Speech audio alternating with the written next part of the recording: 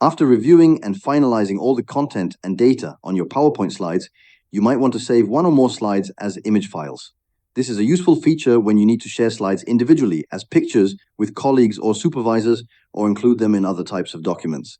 In this video, we will walk through the exact steps to save a slide as an image using PowerPoint 365. First, open the PowerPoint file and make sure all the content on the slide is properly formatted. Then, go to the File tab in the top menu. From the list of options, select Export. This section gives you several ways to save or share your presentation.